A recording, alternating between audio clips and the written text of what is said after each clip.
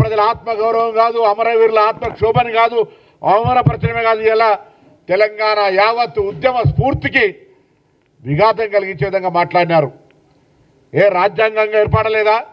ఇంత పెద్ద దీర్ఘకాలిక ప్రజల ఆకాంక్షకు కాంగ్రెస్ పార్టీ నిర్ణయం తీసుకొని ఆనాడు భారతీయ జనతా పార్టీ కీర్తిశేషులు సుష్మా స్వరాజ్ గారు రాజ్యాంగం ప్రకారంగా పార్లమెంటులో మద్దతు ఇస్తే ఇవాళ ఈ యొక్క ప్రధానమంత్రి నుంచి మొదలుకొంటే మొన్నవరో తెలుగుదేశం ఆంధ్ర ఎంపీ కూడా పార్లమెంటు గురించి కూడా మాట్లాడుతూ ఉండే, తెలంగాణ విభజన గురించి మాట్లాడుతూ ఉండే.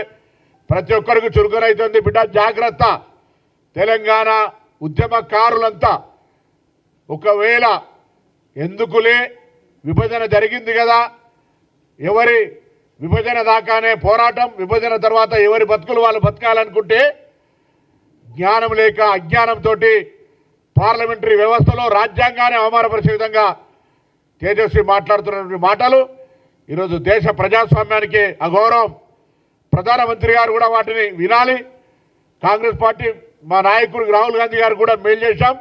అది పార్లమెంట్లో తొలగించేదాకా, ఆ పార్లమెంటు రికార్డుల నుంచి ఆ పదాలు తొలగించేదాకా డిమాండ్ చేయాలని కూడా కోరుతా ఉన్నాం.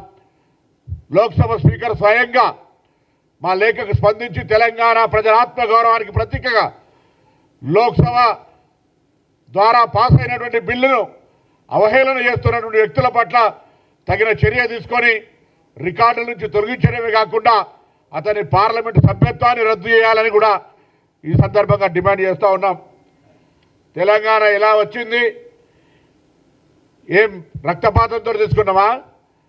తెలంగాణ మేమే ఆత్మత్యాగాలు చేసి ఆత్మహుతులకు పాల్పడి ప్రజాస్వామికంగా చట్టాల ద్వారా చేసుకున్నామే. మరి అటువంటి పరిస్థితిని ఇలా మీరు ఈ విధంగా ఇష్టం వచ్చినట్టుగా ఇష్టం ఉన్నప్పుడు మాట్లాడుతుంటే ఎవరు ఎందుకు మాట్లాడతలేరు అని అడుగుతా ఉన్నా.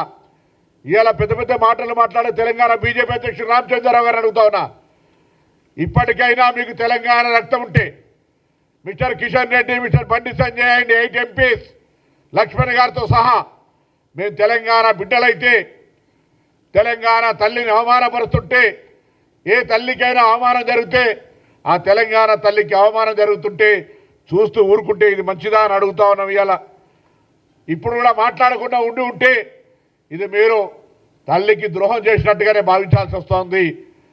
ఆనాడు శాసనసభ్యత్వానికి రాజీనామా చేయకుండా పరారైన వ్యక్తి ఇవాళ తెలంగాణకు సంబంధించి ప్రాతినిధ్యం వహిస్తున్నప్పటికీ మంత్రిగా తెలంగాణ ఏర్పాటును ప్రధానమంత్రి మాట్లాడినప్పుడు అంటే భయం ఉండే కావచ్చు, మంత్రిగా తీసేస్తారని మాట్లాడలేదనుకున్నాం.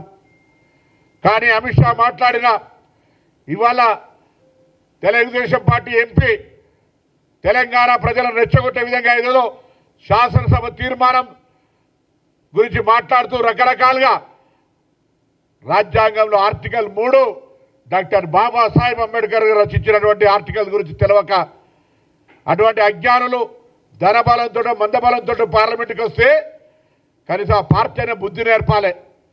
ఇలా సౌహృద వాతావరణంలో బతకాల్సిన పరిస్థితుల్లో తెలంగాణ ఏర్పాటు మీద తాపుకొకసారి కారం జల్లుతూ పుండు గెలికే ప్రయత్నం చేస్తూ ఉన్నారు. ఇది ప్రజాస్వామ్యానికి మంచిది కాదు.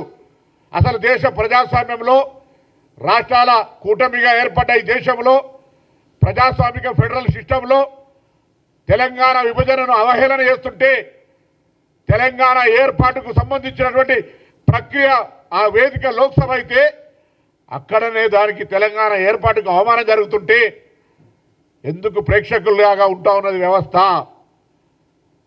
ఇలా నేను మళ్ళీ డిమాండ్ చేస్తా ఉన్నా, భారతీయ జనతా పార్టీ అధ్యక్షుడు రామచంద్రరావు గారు, కేంద్రం ప్రాతినిధ్యం వహిస్తున్న ఎంపీలు, లోక్సభ రాజ్యసభ, మీరు ఈ అంశాన్ని తీవ్రంగా తీసుకుంటే నేను తెలంగాణ ఉద్యమకారులందరికీ విజ్ఞప్తి చేస్తా ఉన్నా, ఇది ఏ ఒక్కరికి అవమానకరం కాదు.